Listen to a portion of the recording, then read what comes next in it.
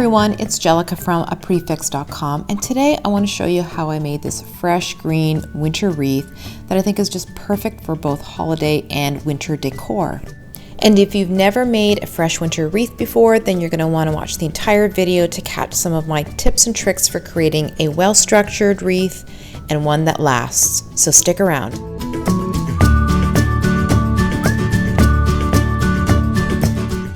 You'll need the following supplies: a wire wreath form, mine was a 14-inch, garden clippers, wire clippers, and 22 gauge wire.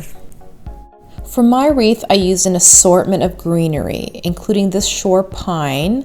I used a few boughs for this, as well as this beautiful golden cedar. I just love the yellow tips.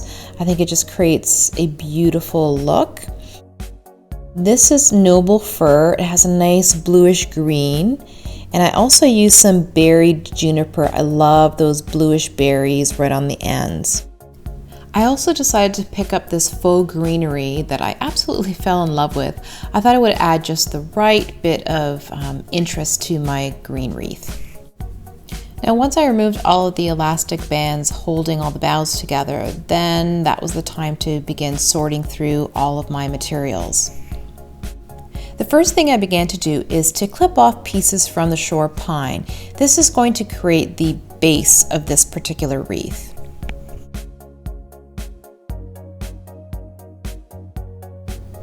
If you're not sure how much you actually need for the base of your wreath, then I would suggest that you take the clippings and create a loose wreath form, and that'll give you at least some idea about how many clippings you will need at minimum.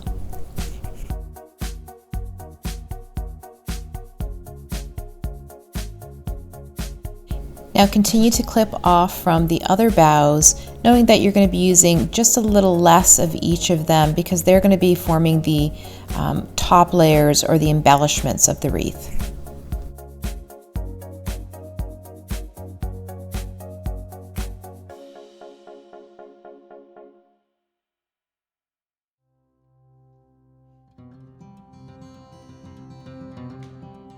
Once I created the piles of fresh greenery for my wreath, I decided to take a few clippings from the faux greenery, focusing mainly on some of the larger and smaller eucalyptus that I thought would look really pretty with the fresh green wreath.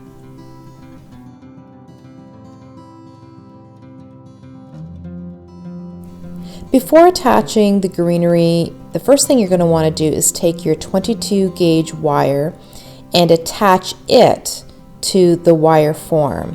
So, there's no magic formula to this. I just take the end and I weave it in and out of the wire wreath form and just secure it as best as I can. Probably the thing that you'll want to do is wrap the wire around 2, 3, maybe even 4 times and just make sure that it's on nice and tight. So in order to attach the greenery, you're going to create bundles, and each bundle will be attached separately. For my bundles, I'm creating layers, starting with the shore pine, working my way to the golden cedar, the berried juniper, a bit of noble fir, and some of the mixed faux pieces. And this is the final result. This is going to form the first bundle that I'm going to be attaching to the wreath. So taking the same paddle wire that's already attached to the wreath form, I wrap it around the first bundle, minimum 2, but really 3 times, just to make sure that it's wrapped on good and tight. Next, you'll want to attach another bundle at the base of the first bundle, and then attach that the same way you did the first bundle with the paddle wire, going around the base of it at least 2, 3, maybe even 4 times. To make sure that this wreath turned out really fluffy, each bundle is pointing in an opposing direction. So with the first bundle, I have it pointing just slightly in towards the center ring of the wreath. The second bundle is pointing just out towards the exterior of the wreath form, and then this third bundle I've got pointing inwards just slightly. And I'm going to continue alternating that way for each bundle all the way around the entire wreath form.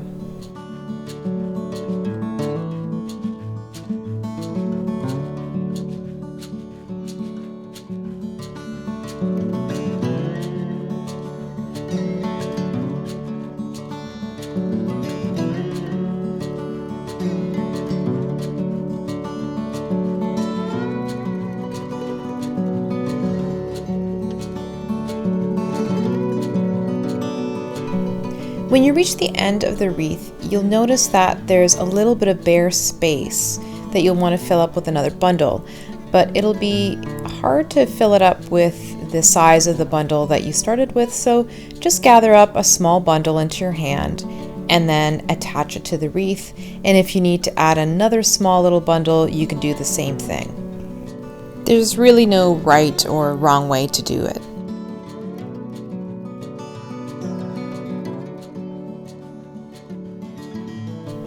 So here I am gathering up a second small bundle to fill up that bare space along the bottom. Adding that last bundle of greenery to the wreath form can be a little bit tricky.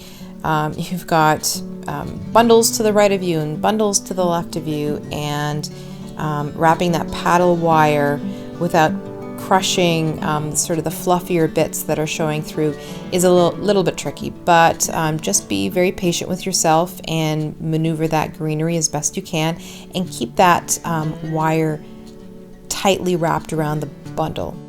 Speaking of which, one of the reasons why you really want to make sure that that wire is wrapped around each of the bundles tightly is because, well, you're using fresh greenery after all, and over time that greenery will begin to dry out and each of the bundles will begin to shrink ever so slightly. So you just want to make sure that each bundle is secured as tightly as you can get it.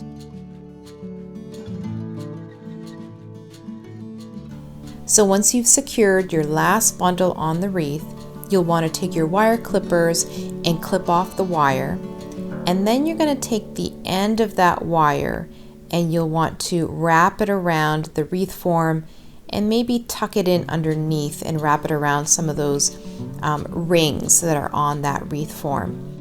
In fact, this is the one and only time I've actually clipped the wire, meaning I've used one continuous wire to attach each and every one of the bundles to the wreath form, creating a very secure wreath. And here's a view of the tail end of that wire attached to the wreath form. You see, I've just kind of looped it around one of the rings. Now, just before I hang the wreath on my front door, I'm going to be spraying a product on it called Wilt Proof. And Wilt Proof is supposed to help fresh greenery retain its moisture just a little bit longer through the season. Now, you can spray this on or even just spritz it with water, whichever you choose to do is fine. But I'll leave a link in the description box below in case you're interested in using this product for your fresh greenery. So here's that same wreath exactly 6 weeks later, and as you can see, it's starting to yellow, but it's not doing too badly. I just added a ribbon and some bells, and I just think it looks perfect for our front door. If you like this video, then give it a thumbs up and consider subscribing to the channel, and I will see you all in the next video.